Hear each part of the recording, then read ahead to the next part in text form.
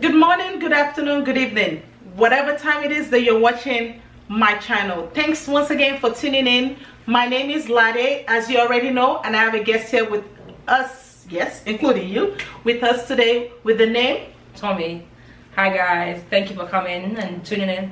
And if you already watched my last video from last week, you already know she was a guest. We are talking about being in the wedding industry, as in the business aspects.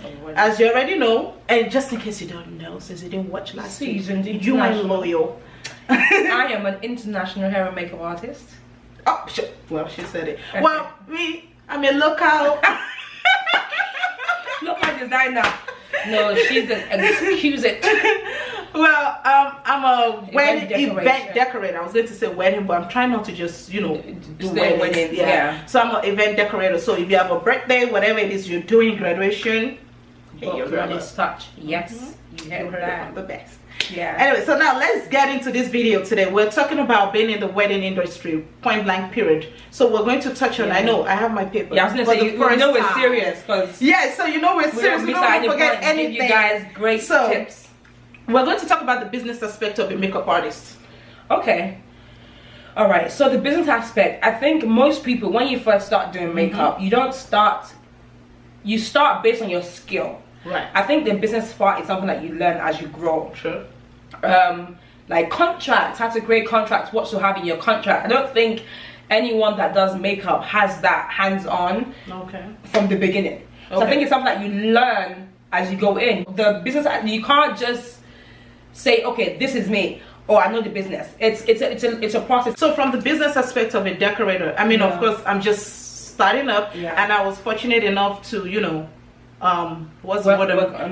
shadow under someone else. So as far as the business aspect, believe it or not, the moment I decided to, go into decorating, I registered my business. Yes. Because I'm like, I'm not just doing this for whatever. Yeah. It needs to be registered, and that was the first step that I took. And then I started looking into, where to get things from, and of course I had a mentor who was able to show me, where to and where not to, because there's some where not to. Where not to get things from. So as far as the business aspects, like she said, you learn as you go, and I'm still learning because I just started. So I'm still learning what to put on your contracts, and I feel as if each contract, especially with a decorator, each contract is very different. So you guys put more time into your contract. And if someone comes some events to you will learn. Yep. We'll teach you. After you go back each to your contract event, you're like, oh, this is not gonna happen to me. Let me go. Yes. And what does your brand represent? I think you should go first. Oh, yeah. So as far as Lade's touch in the decorating world, what does my brand represent? I don't want to be, I don't want to say that because some people might take it personal, right? So my brand is representing, I don't care if you come with white and silver, all four of you, all four brides have white and silver, right? There will still be that special different touch, right? So I want to build a brand, because I'm still building. I want to build a brand whereby, my clients allow me to be innovative. I don't want you to bring me some other decorator's picture and you tell me to do it. Listen, if that's the case, then go to that person. I mean, I won't take that person either. Because someone actually said to me that, how come all weddings are looking alike? And I'm like, you clients, you've taken somebody else's picture and then people to recreate that look. So, and I'm like, what would you like to see differently? Because I have so many ideas in my head, but that's not what my client's vision is. That's not what my client's vision is. So I have to actually go with whatever it is that they want, which is certainly not a problem. So as far as my brand, I want a brand that doesn't just cater to my clients, but also my team members, because I feel as if very often, team leaders or the owner of the companies, they forget about their team members. And don't worry, you guys already know we like this touch that I now we roll. Yeah, no, honestly, we don't roll like that. To say what you to just say add to what you just said, and I just say even talk to people that might want to book as well for potential clients. I think it's very important for you to understand why you're booking the person you're booking. Right. We've gone to school, we've gone to train ourselves to be able to bring our ideas to life. It's very important for you not to be so rigid in the ideas that you want.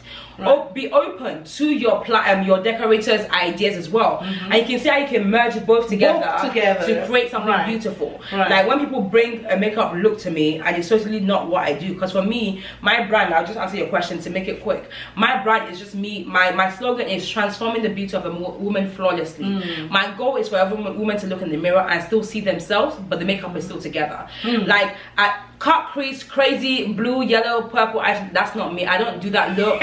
I'm never gonna do that look. I want to create a timeless pick up eyelashes where you when you close your eyes. I want to fly away. Yeah, I don't do that. That's not my taste, that's not my style, that's not my brand. If you want someone that does, yeah, they will put yellow and blue and green on your eyes, go look for that person. So for me, I'm now in a place where I've been doing makeup professionally for 6 years, no, going to 7 years.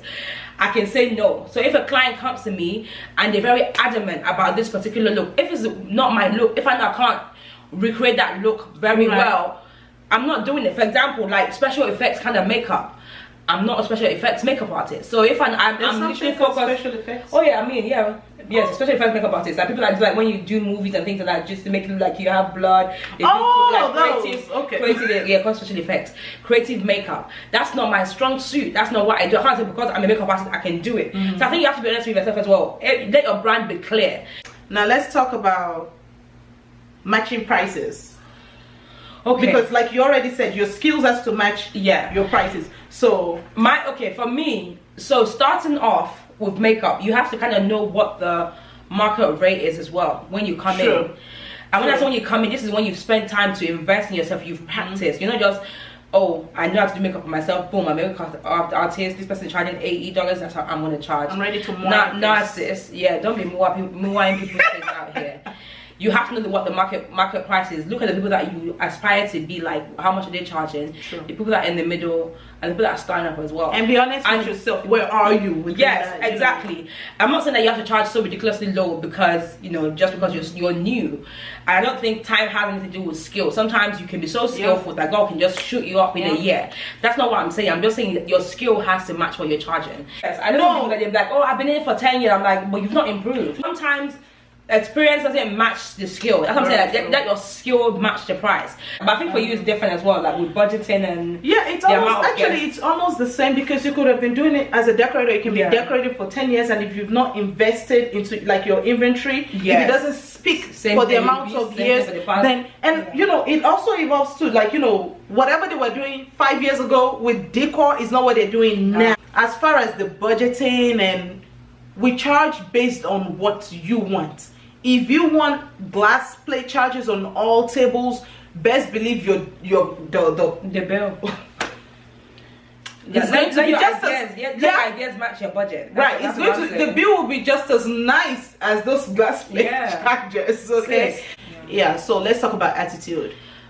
Keep your attitude in check. Okay, because no, seriously, the same way you got your attitude, I got mine too. The same way you're a vendor, I am also a vendor. So if you're going to speak to me nicely. For me, I think it's just very important to just treat people nicely. The same way you treat a CEO is the same way you treat the janitor. Like, it's so important. Like, kindness goes a long way. There's no need to be rude. And the one thing I've noticed as well is some planners don't really know how to manage time well. I mean, for me, I've had great experiences with seasoned event planners, not the ones that I plan my best friend's wedding. I'm a planner, not those planners. The key word here was seasoned. People that actually experienced. They've spent time, they've spent money to invest in themselves to learn about the art of planning, because planning is not easy.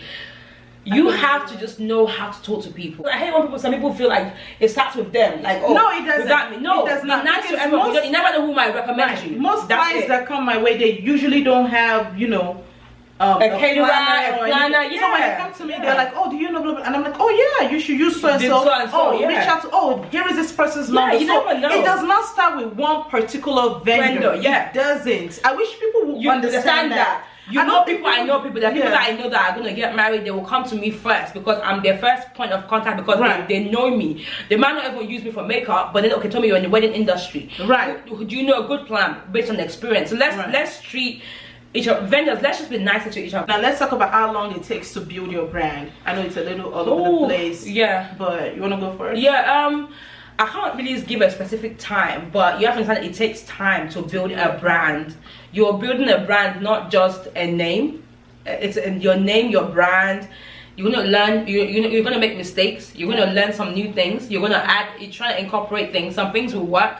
Some things won't work. So I think it's very important for you to give yourself time. And I think it's so sad that now this generation, this whole social media generation, microwave, we think everything just happens overnight. Like overnight success. There's no such thing as a microwave. Nah, you know, brand building. Some people have put in work. Some people, what you guys are seeing on Instagram now or seeing worldwide is 20 years, 15 years of work. Right. What looks like an overnight success to you, or she just came out of nowhere.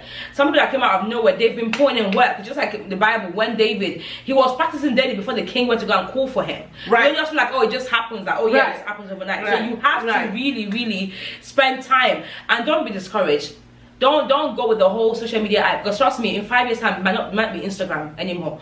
But what you built in your brand, it might, and we all have to start from scratch with it. So as far as building your brand, you have to be patient. Yeah. Okay, that goes a long way, and be consistent as well. Yeah, consistency, man. Yeah. Listen.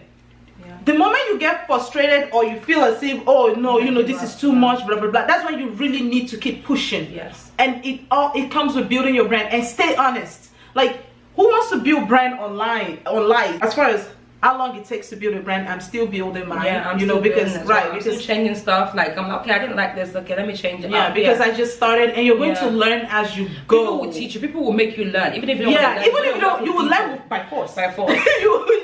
You will meet some people like, nah, I need to change this. And don't compare yourself to other people. I don't care if they just started yesterday and they blew up. Okay, don't compare. Right, you don't know what you don't know what evil seeds they might have sown, what good seeds they might have sown. You don't know. And the person that what they're doing to get what they're doing. Right, and you're probably, like you said, like, oh, this person just came out of nowhere. Maybe they've been working, but you know, they just weren't posted. Yeah, and they were just working within families, and so they've built, you know, inventory and everything. Be patient, mind your business. No, literally. Mind your business. You know, stop looking at someone else's business. Okay, just mind yours. Yes, focus on your own business and you'll be good. Even the Bible says, I can't remember what it says in the Bible. I read it the other day. And you will be good. If you mind your business, you have no reason to look at other people's business. I was like, yikes. Since we're talking about business, right? This is very important. How do we get bookings? Oh, I know it probably varies for both of us. I think yeah, it does. But I think for me, one thing I would say is when you're starting a business, it will require a lot of your own money before you start making money. I know you can feel that, like my sweet friend here has spent so much, and that people don't even see. Tell me about it. It takes a lot of your own. You have to sacrifice a lot. And with some of us, it's money, it's time, it's energy, because you do have to put things out there. Because sometimes for people to trust that you can do something, they have to see. Like for me now, when I first started doing makeup, I did a lot of free makeup. Not because I didn't think I should be charging people, but I just was so desperate to get my work out there. So I used to like do free. Sometimes you have to do things free, just kind of prove yourself. Lady will tell you she's done events. I remember when Lady called me, Lady was like, Tommy, I'm starting now. Anyone that you know that is getting married, I'm doing a discount. You have to do that. Like, let's not get it twisted. You can't come from nowhere. I want to be charging people where people don't. There's nothing to see. We haven't seen what you can do. Honey, so, what you charging though? What you charging for? Like, we don't know. So you have to really. So how do you get bookings? I think for me, you have to know once you know what your brand is. Start creating stuff that fits our brand. I don't know. There was a thing that I did last year with young entrepreneurs of Nigeria with BCG events. You watched it, where people ask questions. I said that too. She was like, you know, you if this is what you want, it can be one picture, but like rotate it. Do like set up. It can be your house. Set up like a little centerpiece. You have to keep working. You can't just, oh yeah, I'm really good at this. Lord, bring them. Lord, I ain't gonna bring no clients if you're not working. Oh, Jesus, I hate when people do that. Yeah, like, oh yeah, like, no, you have to work. You have to sacrifice a lot, and that's when it takes time. Then you start building. People start seeing it. I'll do deals with people. Okay, how about you let me do this? And you have to be able to speak as well. So with bookings, I feel as if the hashtags come in play, tagging other bloggers that, you know, that make sure you take good quality pictures of your work. like videos, especially for decorating videos, so people can see. If you need to invest in a new phone or even a camera, like, you know, you have to do that over and over again. Yes. Don't let anybody tell you that you post too much. You don't tell them to go mind their business. Yes, I said business. Tell them to go mind theirs. Especially if they have one. Like, sis, if you focus more on your business, you'll be in a different level. How about that? Thank you guys for watching. Thank you guys so much for tuning in again today. So wherever it is that you may be, whatever it is that you're doing, have a great rest of the day, great rest of the night, great rest of 2019. Till next time, bye bye. Thank you.